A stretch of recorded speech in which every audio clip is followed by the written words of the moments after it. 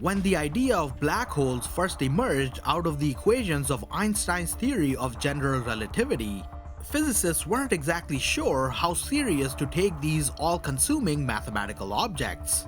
Today, scientists have undeniable evidence for the existence of black holes, and it is common knowledge that these mathematical objects really do exist in our universe.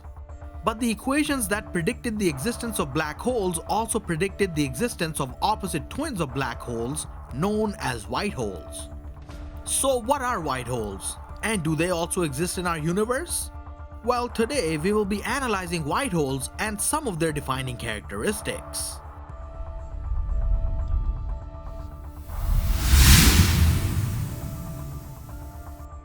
In the late 1960s, when scientists were exploring Einstein's field equations that gave rise to black holes, they discovered that there is another solution to these same equations that give rise to white holes.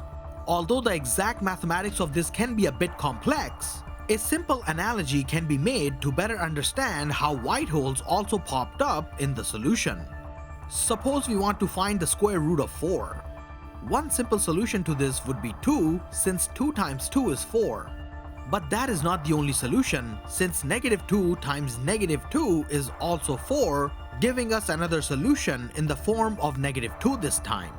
So the question, what is the square root of 4, does not just have one solution, but 2 equally valid and legitimate solutions. Similarly, the equations that describe black holes also have a second solution to them that describes the mathematical opposites of black holes referred to as white holes. White holes are created when astrophysicists mathematically explore the environment around black holes, but with the condition that there is no mass within the event horizon. A white hole would look exactly like a black hole if we were to observe it from afar. Similar to a black hole, a white hole may vary in size, have a spin or be stationary, and have a ring of dust and gas cloud gather around its event horizon. However, there would be one key difference in the behavior of a white hole as compared to its counterpart. While a black hole is defined as a region of inward flowing space-time with an event horizon from inside of which nothing can ever escape, including light, a white hole is a complete opposite. It is a region of outward flowing space-time with an event horizon that prohibits entry. Nothing outside of a white hole can ever enter it, and everything inside must always be ejected, including light. For this reason, we would expect white holes to be extremely bright with intense radiation being emitted from within. So far, we have looked but have not detected any such entities in our universe. But that does not make it any less true, mathematically speaking.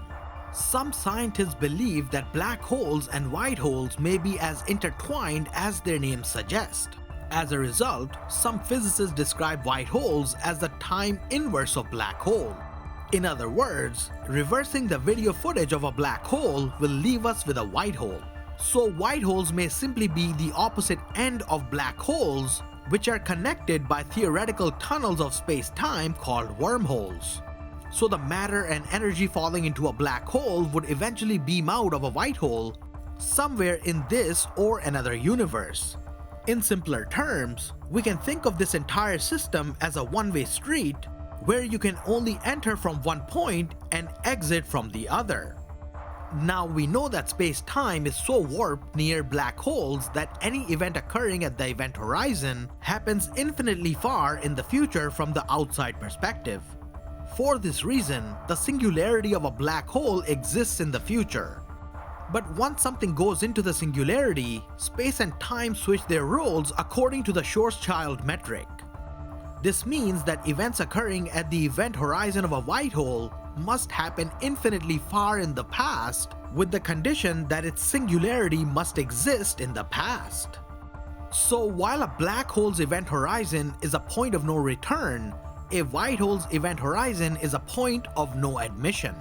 The objects inside white holes must leave and interact with the outside world, but since nothing can get in, including light, the interior is cut off from the universe's past. This means that no outside event can ever affect the inside of a white hole. In the words of James Bardeen, a black hole pioneer and professor emeritus at the University of Washington, somehow it is more disturbing to have a singularity in the past that can affect everything in the outside world.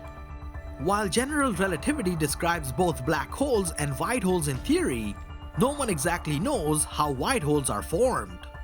A black hole can form in space when a massive star's core implodes, compressing all of the star's mass in a tiny region of space.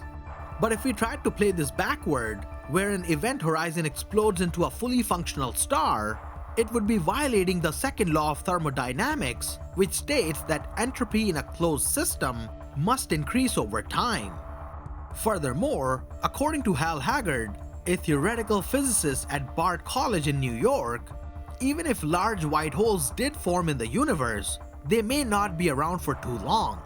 This is because any matter that is being spewed out by the white holes would collide with the matter in its orbit. This would cause the system to collapse into a black hole. So, a long-lived white hole is highly unlikely according to him. Another theory of how white holes could form is the fact that information could never be destroyed according to quantum mechanics, even if it is inside a black hole, while general relativity holds that nothing can ever come out of a black hole. So what happens to that information when the black hole radiates away through Hawking radiation? Some scientists think that similar to the quantization of light and matter, space itself can be quantized.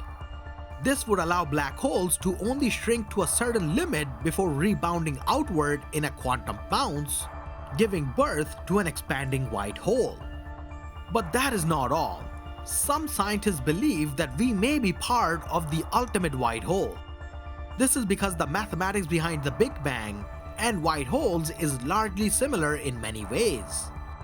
And since Einstein's equations say nothing about how white holes are formed, and we have no clue about what happened before the Big Bang, these similarities are enough for some scientists to suggest that white holes and Big Bang are one and the same. According to astrophysicist Ezekiel Treaster, you can think of the Big Bang as the ultimate white hole. A white hole cannot be created, so the only way to have it is if the universe comes with one. But such claims remain speculative due to the lack of any real evidence. But this has not stopped researchers from coming up with interesting theories. Some theories suggest that white holes might even be necessary to solve some long-standing problems in physics, such as the nature of dark matter or the nature of the universe itself. Unfortunately, no one knows for sure whether white holes truly exist. Maybe there just isn't any room for the existence of white holes in our universe. Perhaps they are purely theoretical objects arising from the beauty and complexity of mathematics, the language of the universe. But we will never know for sure unless we keep searching on. And that brings us to the end of this video. If you enjoy content like this, do leave a like, share, and subscribe to our channel if you haven't already. We really do appreciate your support. Also, let us know your thoughts in the comments down below. Until then, we'll see you in the next one.